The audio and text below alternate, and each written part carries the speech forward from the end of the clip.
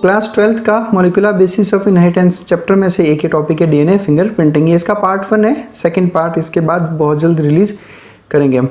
देखिए DNA polymorphism से शुरुआत करते हैं हम लोग। देखो फिंगरप्रिंटिंग समझने से पहले डीएनए फिंगरप्रिंटेड से रिलेटेड कुछ कंसेप्ट्स और कुछ प्रोसेसेस, कुछ टेक्निक्स है जो मैं यहाँ पे आपको एक्सप्लेन करूँगा।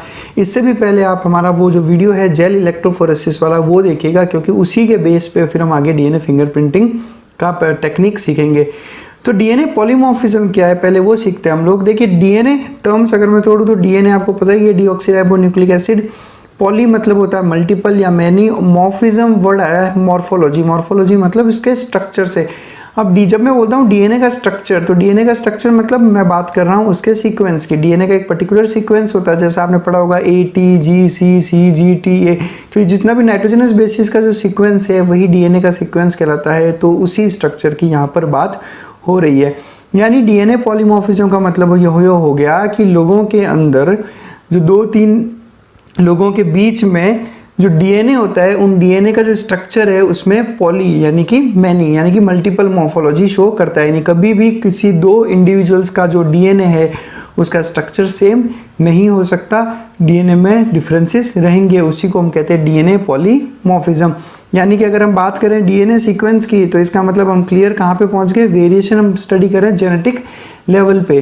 डीएनए इज अपना जेनेटिक मटेरियल। तो जो अगर डीएनए में अगर वेरिएशन की स्टडी कर रहे हो, मतलब आप सीधा सीधा जेनेटिक लेवल पे वेरिएशंस की बात कर रहे हो। अब ये जो डीएनए पॉलीमॉर्फिज्म है कि ऐसा क्यों होता है कि 2 इंडिविजुअल्स का डीएनए मैच नहीं करता, तो जो उसका सबसे बेसिक कॉज की अगर मैं बात करूँ तो वो है म्यूटेशन। मैं एक छोटा सा एग्जाम्पल लेके आपको ये चीज़ एक्सप्लेन करता हूँ। एक बार ये समझिए किसी का डीएनए का स्ट्रक्चर या डीएनए का कुछ ऐसा सीक्वेंस है। अब एक म्यूटेशन होने की वजह से ये सीक्वेंस अब यहाँ पर चेंज हो गया। अब आप अगर नोटिस करेंगे कि ये चेंज कौन सा है, तो यहाँ पर देखिए आप जो 5th नाइट्रोजनस बेस है उसको देखो। पहले ये था थायमिन, अब ये हो चुका है साइटोसिन, यानी कि T की जगह आ गया C। तो this is a type of mutation, और इस म्यूटेशन की वजह से ये जो डीएनए का स्ट्रक्चर है वो चेंज हो गया। और अब यही म्यूटेशन नेक्स्ट जनरेशन में भी पास हो सकता है। मैं यहाँ पे कह रहा हूँ हो सकता है, मैंने ये नहीं कहा है कि होगा। वो मैं आपको ऐसा इसलिए कह रहा हूँ क्योंकि हम थोड़ी देर में देखेंगे कि कौन सा म्यूटेशन पास होगा और कौन सा म्यूटेशन पास नहीं होगा। आज का आपका होमवर्क ये है इस वीडियो को देखने के बाद में कि ये जो म्यूटेशन मैंने आपके सामने अभी शो किया है कि T की जगह यहाँ पर C आया है, आपको मुझे कमेंट सेक्शन में आकर ये बताना है कि ये कौन से टाइप का म्यूटेशन है। हमने हमारे म्यूटेशन के ऊपर पूरा सीरीज़ ऑलरेडी अपलोड कर चुके हैं हम लोग काफ़ी पहले ही, तो आप वो सीरीज़ अच्छे से देखो, अच्छे से म्यूटेशंस के बारे में स्टडी करो, और फिर ये कौन से टाइप का म्यूटेशन है ये आपको मुझे बताना है। चलिए म्यूटेशंस के बारे में थोड़ा सा और मैं आपको एक्सप्लेन करना चाहूँगा यहाँ पे, ताकि पॉलीमॉर्फिज्म कैसे हुआ वो हमें समझ में आएगा। देखो म्यूटेशंस को ब्रॉडली 2 कैटेगरी में डिवाइड किया मैंने, एक सोमैटिक म्यूटेशंस और एक जर्म सेल्स म्यूटेशन। अब ये सेम चीज़ जो मैं आपको एक्सप्लेन कर रहा हूँ, यही चीज़ें एनसीईआरटी के मॉलिक्यूलर बेसिस ऑफ इनहेरिटेंस में भी सब कुछ इसी टॉपिक में लिखा हुआ है पॉलीमॉर्फिज्म में। तो आप ध्यान से सुनिएगा, क्योंकि पर्टिकुलरली इसी चैप्टर में एक तो जेनेटिक्स, एक मॉलिक्यूलर बेसिस ऑफ इनहेरिटेंस और एक एवोल्यूशन, ये 3 चैप्टर्स ऐसे हैं एनसीईआरटी में जिसमें एनसीईआरटी का लैंग्वेज थोड़ा टफ पड़ता है स्टूडेंट्स को समझने के लिए। इसलिए एक एक टर्म को मैं यहाँ पे आपके लिए एक्सप्लेन करूँगा, और उसके बाद आप एनसीईआरटी पढ़ना, तब आपको चीज़ें बहुत आसानी से समझ में आ जाएगी। सुनिएगा, म्यूटेशंस 2 तरह के, एक सोमैटिक म्यूटेशन, एक germ cell mutation. Somatic mutation somatic cells में होते हैं, germ cell mutation germ cells में होते हैं। ये नेक्स्ट जनरेशन में कौन पास ऑन होता है, सोमैटिक या जर्म सेल? तो somatic mutations somatic cells next generation से कोई लेना देना नहीं है। नेक्स्ट जनरेशन जो है वो गैमीट्स की वजह से आती है, स्पर्म और ओवम, और ये स्पर्म और ओवम दोनों डिराइव किससे होते हैं, जर्म सेल से। यानी सोमैटिक सेल्स में होने वाले सारे के सारे म्यूटेशंस किसी भी तरीके से नेक्स्ट जनरेशन में नहीं पहुंच सकते, जबकि जर्म सेल्स के जो म्यूटेशंस होंगे, अब जर्म सेल से ही बनेंगी गैमीट, तो अगर जर्म सेल के डीएनए में कोई चेंज आएगा तो गैमीट के डीएनए में भी चेंज होगा और वो नेक्स्ट जनरेशन में ट्रांसफ़र हो सकता है।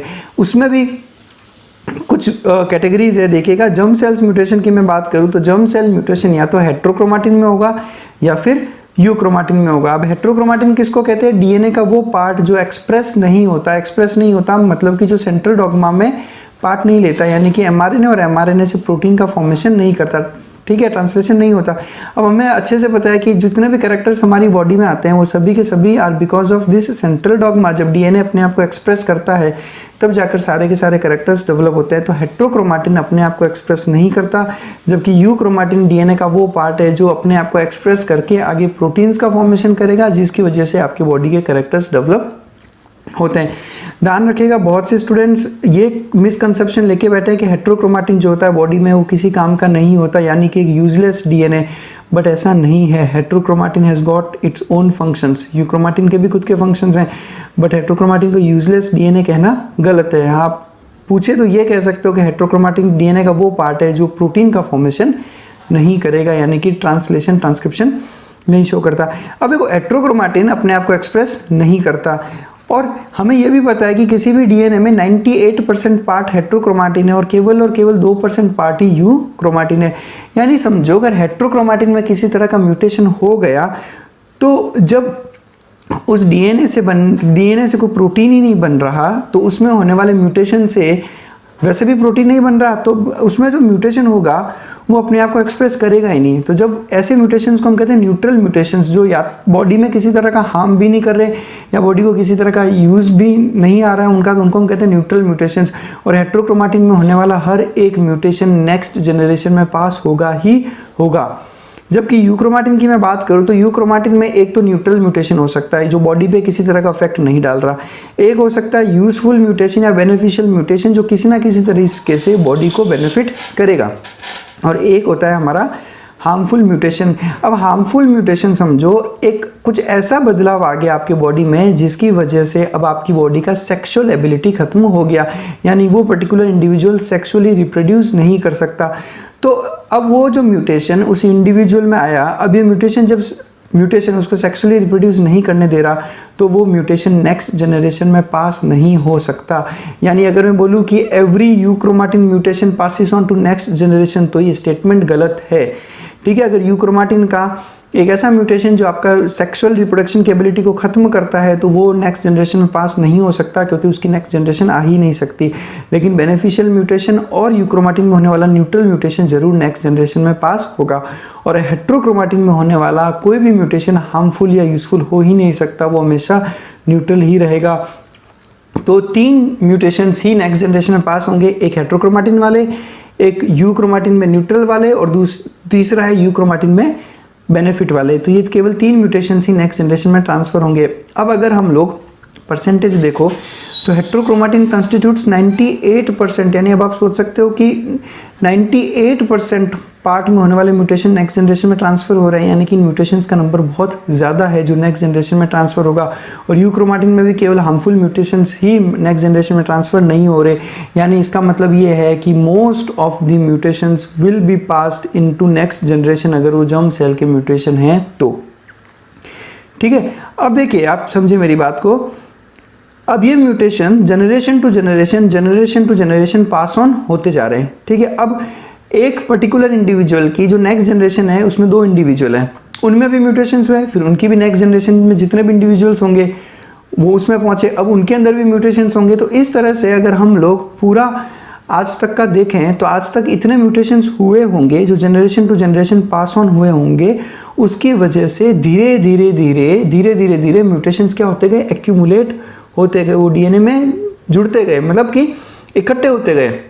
इकट्ठे होते होते इन्होंने इतना ज़्यादा वेरिएबिलिटी इंक्रीज कर दिया, इतने ज़्यादा वेरिएशंस आ गए कि आज के टाइम पे डीएनए पॉलीमॉर्फिज्म एग्जिस्ट करता है, यानी किसी भी 2 इंडिविजुअल का डीएनए एक जैसा मैच नहीं हो सकता। तो यही बेसिस है डीएनए पॉलीमॉर्फिज्म का। और डीएनए फिंगरप्रिंटिंग में हम इसी चीज़ को प्रिंसिपल मानते हुए 2 इंडिविजुअल्स का डीएनए का जो सीक्वेंस है उसको कंपेयर करके देख लेते हैं कि कौन सा कितना किसके साथ में मैच कर रहा है।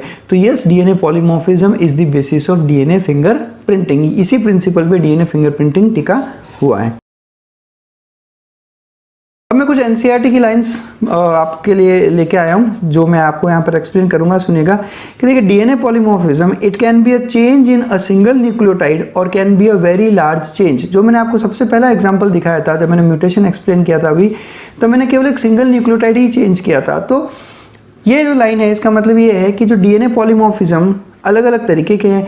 किसी किसी डीएनए पॉलीमॉर्फिज्म में केवल एक सिंगल न्यूक्लियोटाइड ही चेंज हुआ है और किसी किसी में चेंज बहुत बड़ा चेंज रहता है। तो डीएनए पॉलीमॉर्फिज्म का जो रेंज है वो डिफाइन नहीं किया जा सकता।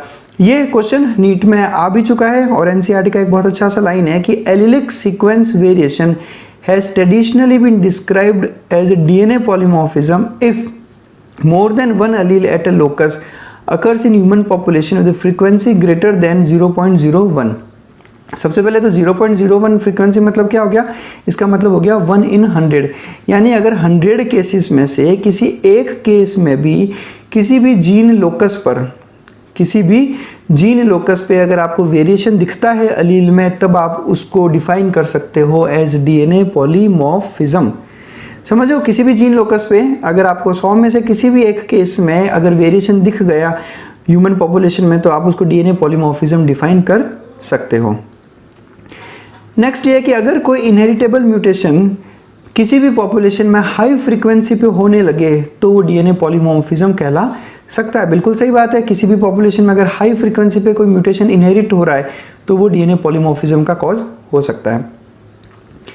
अब ध्यान से सुनिए, जो मैंने अभी आपको एक्सप्लेन किया था वही चीज़ है कि the probability of a variation to be observed in non coding DNA sequence, यानी वो बात कर रहा है हेट्रोक्रोमैटिन की, कि अगर कोई वेरिएशन हेट्रोक्रोमैटिन में आया तो उसका जो ट्रांसफ़र होने का चांस है नेक्स्ट जनरेशन में वो ज़्यादा होगा। क्यों? क्योंकि इस तरह के सीक्वेंसेस में यानी नॉन कोडिंग सीक्वेंसेस में आने वाला वेरिएशन उसकी बॉडी पे किसी तरह का इफेक्ट प्रोड्यूस नहीं करता, इसलिए वो नेक्स्ट जनरेशन में जाएगा ही जाएगा। बस ये वही चीज़ है जो हमने थोड़ी देर पहले समझी थी। और पॉलीमॉर्फिज्म एक बहुत बड़ा रोल प्ले करता है एवोल्यूशन में भी और स्पीशिएशन में भी। What is speciation? स्पीशिएशन का मतलब होता है फॉर्मेशन ऑफ न्यू स्पीशीज, नई स्पीशीज का फॉर्मेशन स्पीशिएशन कहलाता है। अब देखिए, अब हमने पढ़ा है, अगर एवोल्यूशन वाला चैप्टर अच्छे से, तो हमने उसमें पढ़ा होगा कि कई बार जो एक न्यू स्पीशीज का फॉर्मेशन होता है that is because of mutations, यानी कि जब कोई बहुत बड़ा म्यूटेशन या वेरिएशंस आते हैं उसी की वजह से स्पीशिएशन होता है। और व्हाट इज डीएनए पॉलीमॉर्फिज्म? ये वेरिएशन ही है। तो डीएनए पॉलीमॉर्फिज्म से ही एवोल्यूशन और उसी से स्पीशिएशन भी होता है। अब एक टर्म है आपके सामने, फॉरेंसिक साइंस। फॉरेंसिक साइंस या फिर क्रिमिनलिस्टिक्स। देखो, फॉरेंसिक साइंस एक ब्रांच है साइंस का जिसमें हम लोग किसी भी तरह का साइंटिफिक बेसिस को, साइंटिफिक प्रिंसिपल्स और टेक्निक्स को यूज़ करके हम क्रिमिनल्स तक पहुंचते हैं, जिसमें किसी भी मर्डर साइट पे या किसी भी रेप साइट पे हम जाकर फिजिकल एविडेंस को तलाशते हैं, उनका कलेक्शन, एग्जामिनेशन, उनका एनालिसिस। अगर आपने मूवीज़ में या जो इस तरह के सीरियल्स आते हैं उसमें आपने ज़रूर इनके बारे में सुना रहेगा कि किस तरह से डीएनए सैंपल्स को या साइट पे किसी तरह का ब्लड, हेयर, इन सब चीज़ों को यूज़ करके किस तरह से क्रिमिनल्स तक हम पहुंचते हैं, तो वो जो साइंस है उसको हम कहते हैं फॉरेंसिक साइंस। ठीक है, और बहुत अच्छा स्कोप है इस सब्जेक्ट का भी। तो अगर आप चाहें तो 12th के बाद इसमें भी बैचलर्स और मास्टर्स कर सकते हैं। गुजरात के गांधीनगर में इसका बहुत अच्छा यूनिवर्सिटी है जहाँ से आप इसमें बैचलर्स डिग्री कर सकते हैं और इसका भी काफ़ी अच्छा स्कोप रहता है यहाँ पर। तो इस तरह के आपने सीन्स देखे होंगे काफ़ी मूवीज़ में कि किस तरह से वहाँ पर अगर किसी भी तरह का ह्यूमन टिश्यू मिलता है किसी भी मर्डर या रेप साइट पर तो उसको कलेक्ट किया जाता है ताकि फर्दर इन्वेस्टिगेशंस की जा सके। तो यही फॉरेंसिक साइंस है। और फॉरेंसिक साइंस मैंने आपको इसलिए बताया बिकॉज अब हम बात करेंगे कुछ ऐसे टेक्निक्स की यहाँ पर जिसमें एक डीएनए फिंगरप्रिंटिंग भी रहता है।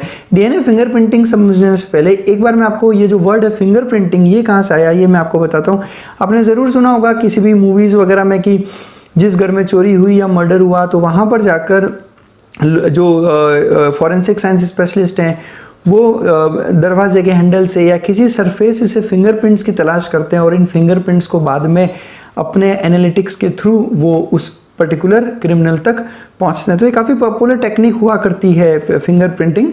और इसका बेसिस भी यही है कि कोई भी दो इंसानों का फिंगरप्रिंट कभी भी मैच नहीं कर सकता, इनमें इतना ज़्यादा वेरिएशन होता है। पर इसके लिए हमें एक बहुत ही एक्सपर्ट हैंड की ज़रूरत पड़ती है। बट इस फिंगरप्रिंटिंग ये जो प्रोसीजर है इसके कुछ ऐसे ड्रॉबैक्स थे जो फॉरेंसिक साइंस में मुश्किल पैदा करते हैं। जैसे सबसे पहले तो कि अब लोग इतने होशियार हो गए हैं नेट पे सर्च करते करते कि अब उनको पता चल गया है कि अल्कोहल या कुछ ऐसे सॉल्यूशंस आते हैं जिनसे आप फिंगरप्रिंट्स को हटा सकते हो। जैसे किसी भी मर्डर साइट पे मर्डर होने के बाद में जो क्रिमिनल होता है वो जहाँ पे उसको लगता है उसको टच हुआ होगा, उसका हाथ लगा होगा, वहाँ पे वो अल्कोहल से अपने सारे फिंगरप्रिंट्स मिटा देता है।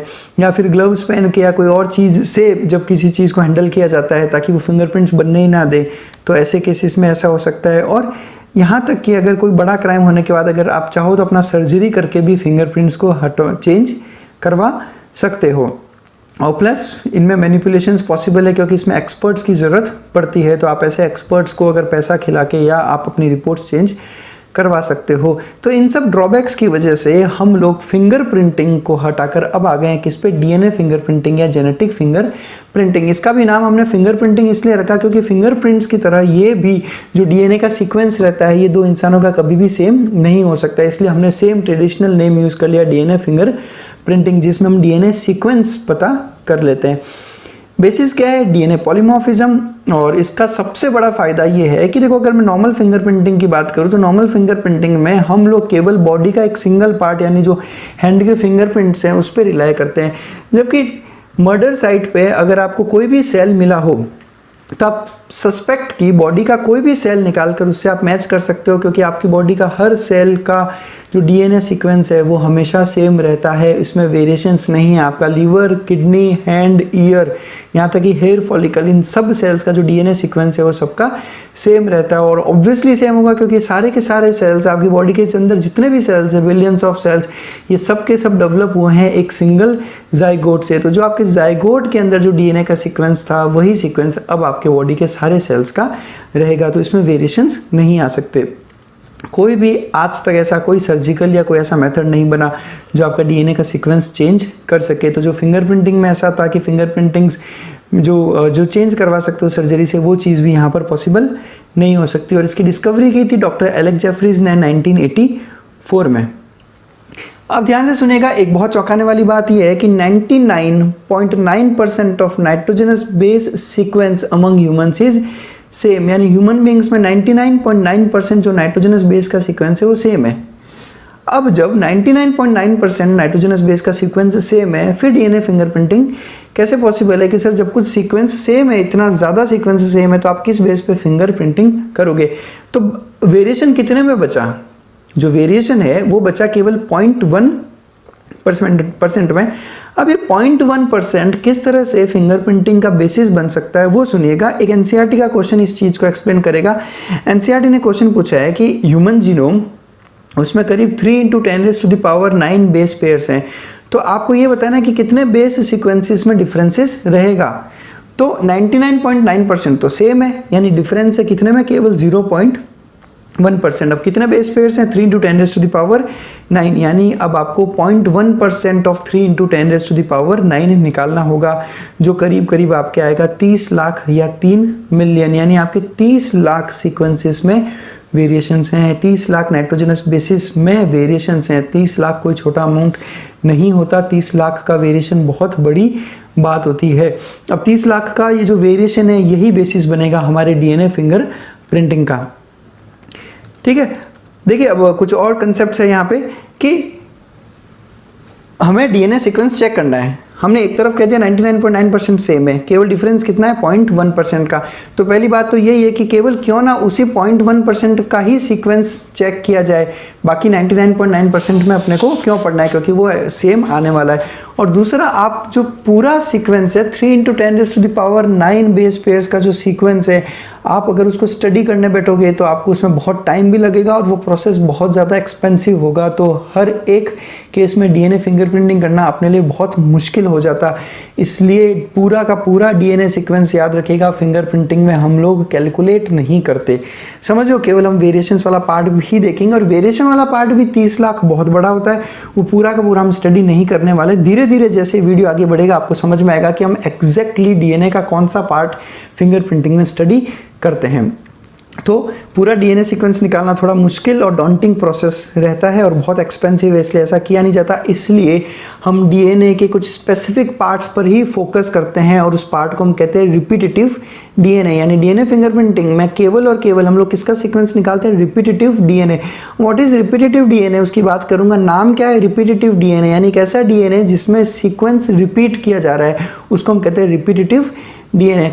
तो डीएनए के कुछ कुछ जगह पे जो थोड़ा थोड़ा जो स्ट्रेच है डीएनए का, स्ट्रेच ऑफ डीएनए मतलब डीएनए का पार्ट बार बार रिपीट होता जाता है, जिसे हम रिपीटेटिव डीएनए कहते हैं। और जो खास बात आपको ध्यान रखनी है कि this is a part of heterochromatin. Repetitive DNA heterochromatin का पार्ट होता है, यूक्रोमाटिन का पार्ट नहीं होता, और आपका जीनोम का एक बहुत बड़ा पार्ट ये बनाता है।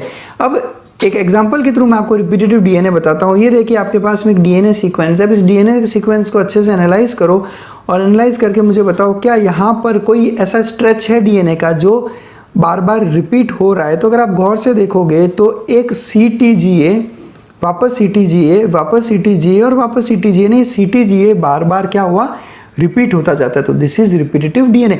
अब ये नंबर ऑफ रिपीट्स वेरी करते हैं, हर इंडिविजुअल में चेंज होते रहते हैं।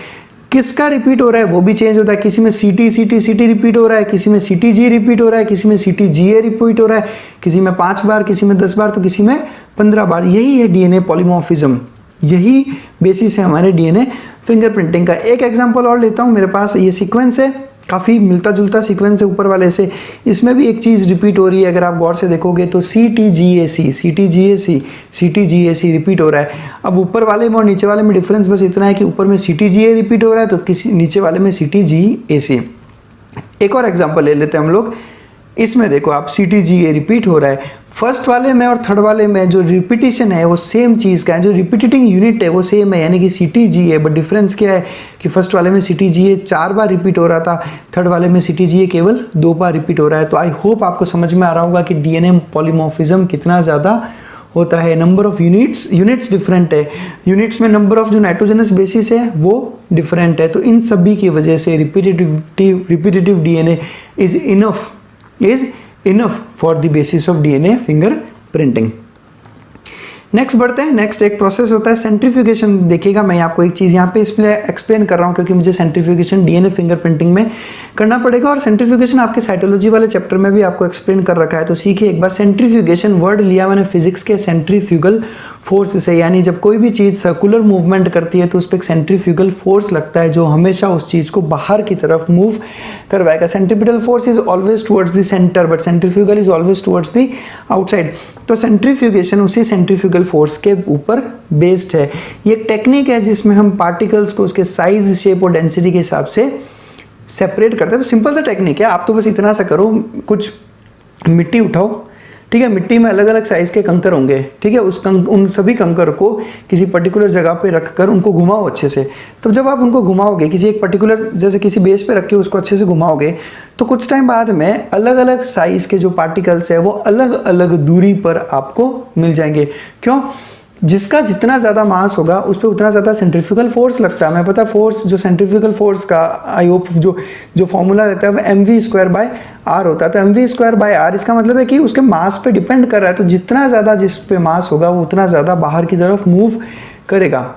आई hope you are getting my point. तो सेंट्रीफ्यूगल फोर्स की वजह से आपने क्या किया, अलग अलग साइज के टुकड़ों को आपने सेपरेट कर लिया। तो क्यों ना कुछ ऐसा ही बायोलॉजिकल टिश्यूज़ में भी किया जा सकता है। और यही सेंट्रीफ्यूगेशन अगर डेंसिटी के बेसिस पे किया जाए तो उसे हम कहते हैं डेंसिटी ग्रेडियंट सेंट्रीफ्यूगेशन, यानी डेंसिटी का ग्रेडियंट, यानी डेंसिटी में जो डिफरेंसेस है उसके बेस पे सेंट्रीफ्यूगेशन हो गया। एक एग्जांपल लेके मैं अगर आपको बताऊं, ये एक नॉर्मल सा सैंपल लिया है मैंने जिसके अंदर मैंने साइटोप्लाज्म डाल दिया, टेस्ट ट्यूब के अंदर मैंने डाल दिया साइटोप्लाज्म। अभी साइटोप्लाज्म को हम लोग एक सेंट्रीफ्यूगेटिंग मशीन में रखेंगे, सेंट्रीफ्यूगल मशीन पे रखेंगे। अभी मशीन जो है उस टेस्ट ट्यूब का जो कंटेंट है उसको रोटेट करती है, उसको मूव करती है, सर्कुलर मोशंस प्रोवाइड करती है। तो जो साइटोप्लाज्म के अंदर जितने भी ऑर्गेनल्स है उन ऑर्गेनल्स का अलग अलग डेंसिटी रहता है। तो वो डेंसिटी के हिसाब से वो क्या हो जाएंगे, सेपरेट। तो कुछ ऐसा रिजल्ट मिलता है आपको कि पेरोक्सिसोम, माइटोकॉन्ड्रिया, लाइसोसोम्स और सारे ऑर्गेनल्स अपनी अपनी डेंसिटी के हिसाब से सेपरेट हो गए। जैसे अब आप यहाँ पे वेरिएशन देखो, जो सबसे ज़्यादा डेंस है यानी कि पेरोक्सिसोम्स वो सबसे नीचे दिख रहा है आपको, माइटोकॉन्ड्रिया फिर उससे ऊपर और लाइसोसोम्स उससे भी ऊपर। तो अपने डेंसिटी के हिसाब से वो बाद में सेंट्रीफ्यूगल फोर्स लगने की वजह से वो सेपरेट हो गए। तो ऐसा ही कुछ हम लोग अगर डीएनए के लिए करें तो उसको हम कहते हैं density gradient centrifugation of DNA. और हमने जब ये डीएनए के लिए करके देखा, ठीक है, तब हमें कुछ ऐसा पिक्चर मिला जिसमें मुझे सेंटर में तो मिला एक अच्छा खासा बैंड जिसको मैंने बोल दिया बल्क जीनोमिक डीएनए, यानी ये डीएनए का बल्क है, यानी मैक्सिमम जो पार्ट है डीएनए का उसका डेंसिटी करीब करीब यूनिफॉर्म है, इसलिए उसने एक सिंगल बैंड बना के छोड़ दिया है। लेकिन उसके ऊपर मुझे कुछ बैंड्स ऐसे दिखे, क्योंकि ये इनके ऊपर दिख रहे हैं इसलिए इनका जो डेंसिटी है वो कम है। यहाँ पे मैंने आपको स्केल शो कर रखा है, यहाँ पे ये देखिए, ये स्केल है, ठीक है। तो जैसे जैसे आप नीचे की तरफ जाओगे डेंसिटी बढ़ेगा। अब ये बैंड्स जो आपको दिख रहे हैं यहाँ पे 1 2 3, ये डीएनए के बैंड्स हैं, ये ऊपर अलग बैंड बनाकर बैठे हैं। क्यों? क्योंकि इनका जो डेंसिटी है वो बल्क डीएनए से थोड़ा सेपरेट है। अब इन बैंड्स को हमने नाम दिया, इस डीएनए को हमने नाम दिया सैटेलाइट डीएनए। जस्ट ये रीज़न है कि बिकॉज सैटेलाइट जो रहता है, किसको कहते हैं? सैटेलाइट जो किसी प्लेनेट के चारों तरफ घूमता रहता है उसको हम कहते हैं सैटेलाइट। तो जो मेन बल्क डीएनए के आसपास है उसको हमने कह दिया सैटेलाइट डीएनए। अब बहुत से स्टूडेंट्स कंफ्यूज हो जाते हैं सैटेलाइट डीएनए और सैटेलाइट क्रोमोसोम में फ़र्क होता है। देखिएगा, satellite chromosome is different, satellite DNA is different. Satellite DNA वो डीएनए है जो आपको सेंट्रीफ्यूगेशन के बाद में मिलता है because of the difference in their density, जबकि सैटेलाइट क्रोमोसोम वो क्रोमोसोम है जिसके ऊपर एक सैटेलाइट लाइक स्ट्रक्चर रहता है, ऐसा जो बनता है सेकेंडरी कंस्ट्रक्शन की वजह से। तो दोनों अलग अलग चीज़ें हैं, कंफ्यूज नहीं होना अपने को। अब अगर हम सैटेलाइट डीएनए और बल्क डीएनए को डेंसिटी के हिसाब से कंपेयर करें तो जो मेन बैंड आया था इसका जो डेंसिटी है वो ज़्यादा है, जबकि सैटेलाइट डीएनए का डेंसिटी जो है वो कम है। डेंसिटी इस तरफ इंक्रीज होती जा रही है। तो ध्यान रखना अपने को, सैटेलाइट डीएनए का जो डेंसिटी रहता है वो बल्क डीएनए से थोड़ा कम रहता है। तो वापस एनसीईआरटी की लाइंस पे चलते हैं। तो दीज रिपीटेटिव डीएनए, अभी जो सैटेलाइट डीएनए है ये एक्चुअली रिपीटेटिव डीएनए ही रहता है। अब जब हम लोग किसी भी, हमारे पास में डीएनए का सैंपल आता है और उसकी हमें डीएनए फिंगरप्रिंटिंग करनी होती है तो हम सेंट्रीफ्यूगेशन ही करते हैं। क्यों? क्योंकि मुझे स्टडी बल्क डीएनए की करनी नहीं है, मुझे स्टडी करनी है केवल और केवल उस डीएनए की जो वेरिएशन शो कर रहा है, और वो है मेरा रिपीटेटिव डीएनए। और रिपीटेटिव डीएनए आपका सैटेलाइट डीएनए ही रहता है। इसी सैटेलाइट डीएनए में आपको रिपीटेटिव डीएनए देखने को मिलेगा। तो सेंट्रीफ्यूगेशन करके मैं उस रिपीटेटिव डीएनए को सेपरेट कर लेता हूँ। तो these repetitive DNA are separated from bulk DNA as different peaks during density gradient centrifugation. Different peak बोला हमने, क्यों? क्योंकि ये इन पीक्स की बात करा है यहाँ पे। देखिए, ये पीक मतलब चोटी, तो मेन बैंड का अलग चोटी है और सैटेलाइट का पीक अलग रहता है। तो अलग पीक्स में आपको दिखाई देख देते हैं और मेरे काम के वही है। बल्क डीएनए एक मेजर पीक का फॉर्मेशन करता है और जो छोटे छोटे पीक्स हैं उन्हें हम कहते हैं सैटेलाइट डीएनए। और यही सैटेलाइट डीएनए अपना रिपीटेटिव डीएनए रहता है जिस पे मेरा पूरा फोकस होगा। अब हम टाइप्स ऑफ सैटेलाइट डीएनए की बात करेंगे कि सैटेलाइट डीएनए के टाइप्स क्या क्या होते हैं। देखो, उनका जो बेस का कंपोजिशन है, यानी कि उनमें एटी ज़्यादा है या जीसी ज़्यादा है। अब I hope eighty GC adenine thymine guanine और साइटोसिन, मतलब उनमें कौन से न्यूक्लियोटाइड्स ज़्यादा है, एटी वाले या जीसी वाले। एक तो उसके बेस पे सेगमेंट का लेंथ क्या है और रिपीटेटिव यूनिट्स का नंबर। समझ में आ रहा है कि जो रिपीटिंग लेंथ है ATGCC 5 का, 80 2 का, एक तो उसका लेंथ, दूसरा रिपीटेटिव यूनिट्स कितने हैं, किसी में 3 बार रिपीट है, किसी में 4 बार रिपीट है। तो इनको बेस बनाते हुए हम सैटेलाइट डीएनए का एक अच्छा खासा क्लासिफिकेशन करते हैं, बहुत सारी कैटेगरीज बनाते हैं, बट वो डिटेल में हम यहाँ पर नहीं पढ़ेंगे, अपने कोर्स में नहीं है इतना ज़्यादा डिटेल में जाने के बाद। हम हायर क्लासेस में उनकी स्टडी करेंगे। फिलहाल एनसीईआरटी के ने 2 नाम दे दिए, एक नाम दे दिया माइक्रो सैटेलाइट और एक नाम दे दिया मिनी सैटेलाइट। अब दोनों ही टाइप ऑफ सैटेलाइट है, लेकिन डिफरेंस है नंबर ऑफ रिपीटेटिव यूनिट्स का। किसमें कितनी है नहीं दिमाग लगाना अपने को ज़्यादा। नाम से मैं आपको अगर समझाना चाहूँ, देखो, मिनी का मतलब होता है छोटा, माइक्रो का मतलब होता है बहुत छोटा। हम कहते हैं सूक्ष्म, कहते हैं एग्जैक्ट हिंदी में अगर। तो मिनी और माइक्रो, ज़्यादा छोटा कौन है? माइक्रो, यानी माइक्रो सैटेलाइट्स बहुत छोटे हो गए, मिनी सैटेलाइट्स थोड़े उससे कंपैरेटिवली बड़े हैं। क्यों? क्योंकि इनमें नंबर ऑफ रिपीटेटिव यूनिट्स ज़्यादा रहती है। तो बस अपने को यही जानना है कि micro satellites are smaller than mini satellites. अब हम बात करेंगे VNTR यानी variable number of tandem repeats की। सबसे पहले वर्ड उठाता हूँ टेंडम। टेंडम का मतलब होता है कि जब मैं किसी भी चीज़ को एक के बाद एक अरेंज करूँ तो उसको मैं कहता हूँ टेंडम। जैसे कि मेरे हाथ में माउस है, तो मैं बहुत सारे माउस को एक के बाद एक अगर अरेंज कर दूँ तो इस अरेंजमेंट को हम कहते हैं टेंडम अरेंजमेंट। तो जो रिपीट्स पढ़ते हैं हम लोग रिपीटेटिव डीएनए में, वो भी तो एक टेंडम अरेंजमेंट ही है उनका, इसलिए हम इनको कहते हैं variable number of tandem repeats. अब ये VNTR है क्या? तो बहुत सिंपल भाषा में अगर आपको समझाऊं तो VNTR is a type of mini satellite है। ये भी रिपीटेटिव डीएनए है, ये भी एक सैटेलाइट डीएनए, लेकिन सैटेलाइट डीएनए की भी अलग अलग क्लासेस होती है। उसमें से एक क्लास का नाम है VNTR variable number of tandem repeats, और यही VNTR है जिसकी स्टडी हम लोग करेंगे डीएनए फिंगर प्रिंटिंग में। यानी डीएनए फिंगर प्रिंटिंग में हम लोग पूरा डीएनए के सीक्वेंस निकालने की बजाय सीधा सीधा एक मिनी सैटेलाइट जिसे हम कहते हैं VNTR, उसकी हम स्टडी करते हैं।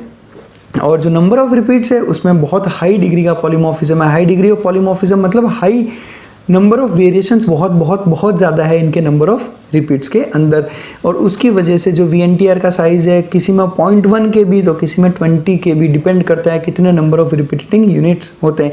एक छोटे से एग्जांपल के थ्रू मैं आपको समझाना चाहता हूँ। यहाँ पे अगर हम वेरिएशन देखना चाहें तो यहाँ पर देखो आप लोग, ये यूनिट रिपीट हो रही है बार बार। यहाँ पर केवल ATGG यानी कि 4 न्यूक्लियोटाइड्स का रिपीट है, तो यहाँ पर केवल CA का रिपीट है। समझ में आ रही चीज़? तो अब बिकॉज यहाँ पर केवल 4 सीक्वेंस यानी कि 4 नाइट्रोजनस बेस का रिपीटिशन है, इसलिए हमने इसको कह दिया माइक्रो सैटेलाइट।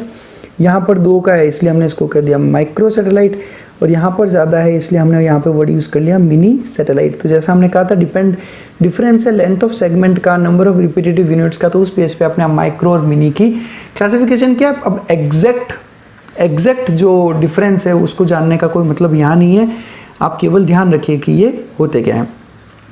अगर आज की बात करूँ, जब डॉक्टर एलेक्स जेफरी ने शुरुआत की थी इसकी DNA फिंगरप्रिंटिंग की, तब वो उनका पूरा जो बेसिस था वो था VNTR। लेकिन आज के टाइम पे अगर मैं बात करूं तो VNTR भी पुरानी टेक्निक हो गई, और अब हम आजकल बात करते हैं STR यानी शॉर्ट टेंडम रिपीट्स की। STR, और ये शॉर्ट टेंडम रिपीट एक तरह का माइक्रो सैटेलाइट ही होता है, यानी पहले आया था VNTR और अब आ गया है STR। और इस दुनिया में किन्हीं भी 2 लोगों का में कभी भी आपको STR हो या VNTR हो सेम नहीं मिल सकता। केवल और केवल मोनोजाइगोटिक ट्विंस के अंदर ही सेम VNTR या STR होगा, बाकी किसी में भी सेम नहीं हो सकता। तो अब आपका आज का होमवर्क ये भी है, पहला क्वेश्चन जो मैंने आपको उस वक्त दिया था, और एक क्वेश्चन है कि यहाँ पे ये भी है कि आपको मुझे बताना है कि 2 मोनोजाइगोटिक ट्विंस के बीच में VNTR सेम क्यों होता है। और एक तरह के और ट्विंस होते हैं, अगर आपने पढ़ा हो एम्ब्रियोलॉजी, डाइजाइगोटिक ट्विंस। तो डाइजाइगोटिक ट्विंस में VNTR सेम नहीं मिलेगा, लेकिन मोनोजाइगोटिक में मिलेगा। तो आपको मुझे उसका आंसर देना होगा कमेंट सेक्शन में आकर। चलो फिर खत्म करूंगा मैं एग्जाम्पल से। देखो ये वीडियो खत्म हो चुका है यहाँ पर, इस अब एग्जाम्पल लेके मैं आपको समझा रहा हूँ, लेकिन जो DNA फिंगरप्रिंटिंग का जो बेसिस तो मैंने आपको पूरा एक्सप्लेन कर दिया कि उसका प्रिंसिपल क्या है, बेसिस क्या है, लेकिन अब करते कैसे DNA फिंगरप्रिंटिंग और उसके यूजेस कहाँ कहाँ हम कर सकते हैं, वो सारा हम पार्ट 2 में आपको एक्सप्लेन करेंगे। एक एग्जाम्पल लेता हूँ मैं। एक क्राइम सीन पे पहुंचे हम लोग, और उस क्राइम सीन पे हमें एक छोटा सा बाल मिला। अब देखो, जब मैं हेयर की बात करूंगा तो हेयर में 2 पार्ट होते हैं। एक होता है हेयर का शाफ्ट, जो ब्लैक कलर का आपको दिखता है ऊपर, तो ये तो हेयर का शाफ्ट है। लेकिन हेयर के शाफ्ट में कभी भी सेल्स प्रेजेंट नहीं होता, ये असेलुलर स्ट्रक्चर है, ध्यान रखिएगा। लेकिन जो हेयर का जो रूट है, उस रूट में एक फॉलिकल प्रेजेंट होता है जिसे हम कहते हैं हेयर फॉलिकल। यहाँ देखिए आप इस स्ट्रक्चर में, केवल इस हेयर फॉलिकल के अंदर सेल्स प्रेजेंट हैं, हेयर के शाफ्ट में सेल प्रेजेंट नहीं होते। तो जो शाफ्ट मिलता है हमें किसी भी साइट पे, किसी भी क्राइम साइट पे, वो शाफ्ट से आप DNA फिंगरप्रिंटिंग नहीं कर सकते। लेकिन अगर हेयर फॉलिकल होगा तो उससे हम सेल निकाल सकते हैं। तो इसी तरह से हम एक क्राइम साइट पे पहुंचे जहाँ पे हमें एक हेयर विद हेयर फॉलिकल मिला, और हमने उसका VNTR स्टडी किया। और जब हमने उसका VNTR स्टडी किया तो मुझे कुछ ऐसा रिपोर्ट मिला कि उसके अंदर GT के 49 रिपीट्स हैं, ATGG के 16 रिपीट्स हैं, और 51 रिपीट्स है ATT के। ये मैं आपको इसलिए एक्सप्लेन कर रहा हूँ क्योंकि एम्स 2016 में इस बेसिस पे एक क्वेश्चन आ रखा है। वो जो क्वेश्चन हम लोग टेक्निक के बाद नेक्स्ट वीडियो में डिस्कस करेंगे, वो एग्जैक्ट क्वेश्चन मैं उठाऊँगा। फिलहाल आप यहाँ पे समझिए। तो हम वहाँ पर पहुँचे, हमने वो हेयर कलेक्ट किया, DNA सैंपल लिया, और हमने ये रिपोर्ट बनाई VNTR की। अब हमारे पास में कुछ सस्पेक्ट्स थे, और उन सस्पेक्ट्स का हमने DNA सैंपल कलेक्ट किया। देखो, सबसे पहले तो ये पॉसिबिलिटी भी हो सकती है कि जो आपने हेयर फॉलिकल वहाँ से मिला है वो उसका भी हो सकता है जिसका वहाँ पर मर्डर हुआ हो। इसलिए हमने जो विक्टिम था उस विक्टिम का भी सेक्शन जो DNA का VNTR है उसका स्टडी किया। तो हमें रिपीट्स कुछ इस तरह मिलेगी, 24 रिपीट्स हैं GT के, 16 रिपीट्स उसके, और 66 रिपीट्स इसके, जो इससे मैच नहीं हो रहा। इसका मतलब कि ये विक्टिम का DNA या विक्टिम का हेयर नहीं था। अब हमारे पास में 4 से 5 से 6 सस्पेक्ट थे, हमने सबका DNA लिया और सबका अलग अलग DNA का रिपोर्ट आई, और उसमें से एक रिपोर्ट कुछ ऐसी थी सस्पेक्ट की, तो जो एग्जैक्ट मैच कर रही थी क्राइम सीन से मिले हेयर पे। तो ये DNA फिंगरप्रिंटिंग प्रूफ कर देता है कि जो क्राइम सीन पे हेयर मिला ये उसी पर्टिकुलर इंडिविजुअल का है, यानी वो इंडिविजुअल उस मर्डर साइट पर प्रेजेंट था। तो this is how DNA fingerprinting plays a very vital role in forensic science. I hope you got it. Next video ज़रूर देखिएगा आप हमारा, जिसमें हम लोग इस टेक्निक जो है कंप्लीट डीएनए फिंगरप्रिंटिंग की आखिर की कैसे जाती है उसके बारे में सारा डिस्कशन करेंगे। Thank you very much for watching us.